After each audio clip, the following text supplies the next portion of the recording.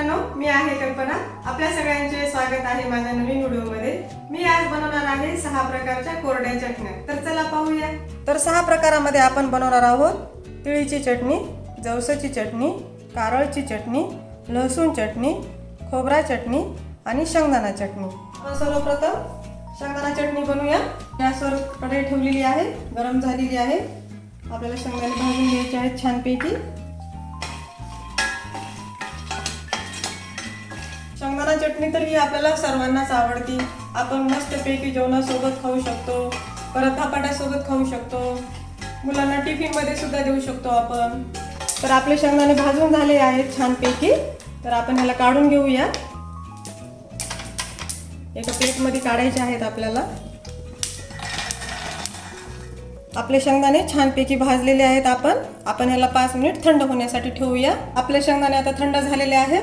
आपल्याला ह्याला मिक्सरमध्ये बारीक करून घ्यायचं आहे. आपण ह्याच्यात घालणार आहोत 10 ते 12 लसूण पाकळ्या, 1 चम्मच मिरची पावडर.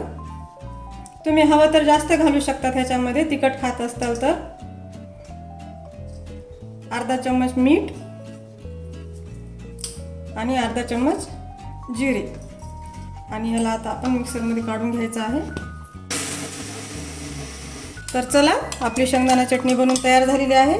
आपण हिला काढून घ्यायचं आहे. अशी जास्त बारीक नाही वाटून घ्यायची, मीडियम हिला वाटून घ्यायचं आहे आपल्याला.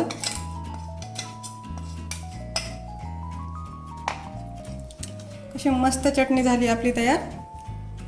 चला तर आता आपण तिळीची चटणी बनवूया. मी तिळीला पण छानपैकी भाजून घेत आहे. कढई गरम करून घेतली आहे मी. छान असं मस्त भाजून घ्यायचं आहे.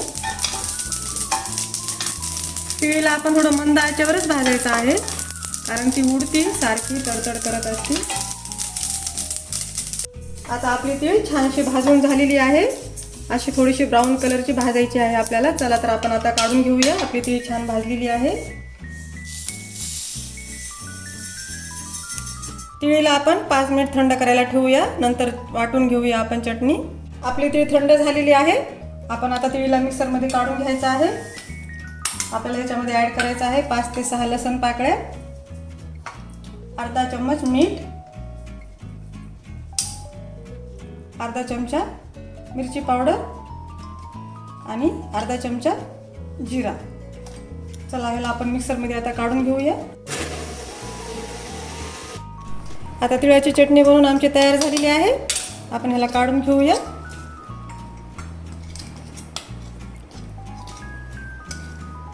चला तर आता मी जवसाची चटणी बनवणार आहे. तर सर्वप्रथम आपण जवस छानशी भाजून घेऊया. आपल्याला जवसाला पण मंद आचेवर भाजायचं आहे. जवस ही शरीरासाठी खूपच उपयुक्त आहे. आपल्या जवसमध्ये ओमेगा 3 पण असते. आपण रोजच्या जेवणामध्ये घेत नाही, तोडगा म्हणून आपण जवसाची चटणी बनवत आहोत आणि ती आपण रोजच्या आहारामध्ये घ्यायची. आपली जवस छानशी अशी भाजून झालेली आहे. चला, आपण काढून घेऊया. जवसाला आपल्याला 5 मिनिट थंड करायला ठेवायचं आहे.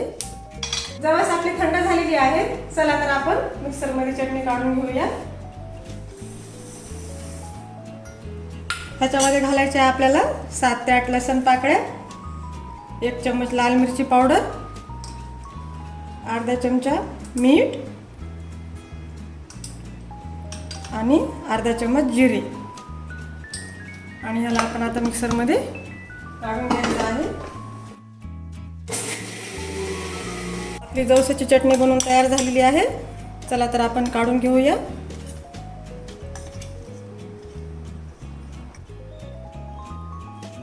आता आपण बनवणार आहोत कारळाची चटणी. तर चला, सर्वप्रथम आपण कारळ भाजून घेऊया. कढाई मी गरम करून घेतलेली आहे. छानपैकी ह्याला भाजून घ्यायचं आहे.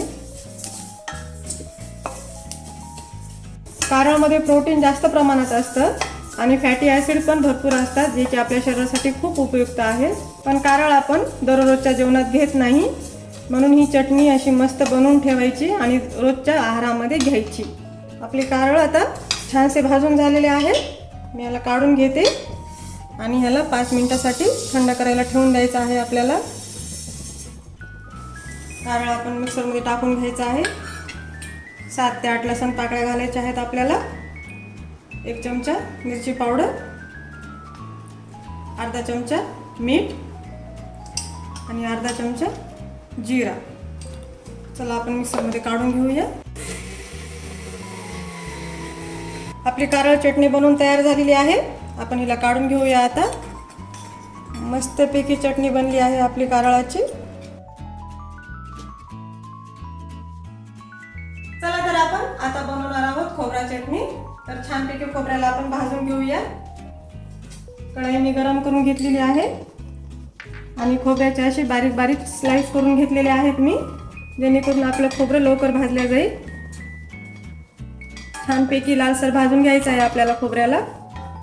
खोबरे हे आपलं कोलेस्ट्रॉल नियंत्रित ठेवण्यास मदत करते आणि आपली ब्रेन हेल्थ पण मस्त स्ट्रॉंग बनवते. चला तर आपलं खोबरं भाजून झालेलं आहे. आपण आता ह्याला काढून घेऊया आणि 5 मिनिट थंड करण्यासाठी ठेवून देऊया आपण. खोबरं आपलं थंड झालेलं आहे. चला तर आता आपण खोबऱ्याची चटणी बनवून घ्यायची आहे. त्यामध्ये घालायचे आहे आपल्याला अर्धा चमचा मीठ. आपल्याला खोबऱ्याच्या चटणीमध्ये मिरची थोडी कमीच घालायची आहे, अर्धा चमचाच घालायची आहे. आणि लसूण पाकळ्या 7 ते 8, जिरा अर्धा चमचा. आणि ह्याला आता आपण मिक्सरमध्ये काढून घ्यायचं आहे.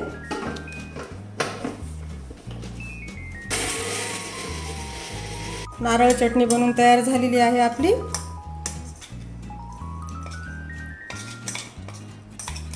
काढून घेऊया आपण. आता आपण बनवणार आहोत लसूण चटणी. तर लसूणला थोडंसं आपल्याला नॉर्मल असं भाजून घ्यायचं आहे. आणि लसूण हा पूर्णपणे शिलायचा नाही आहे, थोडा अर्धावटच शिलून घ्यायचा आहे. कारण जेव्हा आपण चटणी बनवतो ना तर मिरची ते जास्त चिटकून राहते त्याला, म्हणून हे असं अर्धवटच आपल्याला सोलून घ्यायचं आहे. तर आपला लसूण भाजून झालेला आहे. तर चला आपण ह्याला काढून घेऊया आणि 5 मिनिट थंड करायला ठेवूया. आपला लसूण थंड झालेला आहे. आपल्याला लसूणची चटणी मिक्सरमध्ये नाही काढायची, आपल्याला ती खलबत्त्यात काढून घ्यायची आहे. मिक्सरमध्ये खूप ओलसर होती, म्हणून आपल्याला ही खलबत्त्यातच काढून घ्यायची आहे. याच्यात घालणार आहोत आपण 1 चम्मच मिरची पावडर. हवं तर तुम्ही जास्त घालू शकता. मीठ कमीच घालायचं आहे आपल्याला. अर्धा चमचा जिरे घालायचे आहेत, अर्धा चमचा.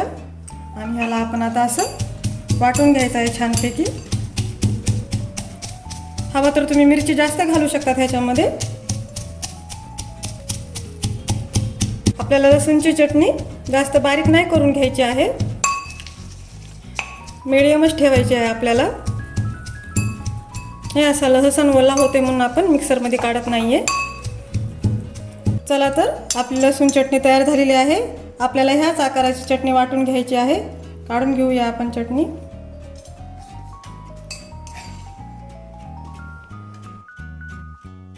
तर अशा प्रकारे आपल्या 6 प्रकारच्या चटण्या बनवून तयार झालेल्या आहेत. कारळाची चटणी, शेंगदाणा चटणी, लसूण चटणी, खोबऱ्याची चटणी, तिळाची चटणी आणि जवसाची चटणी.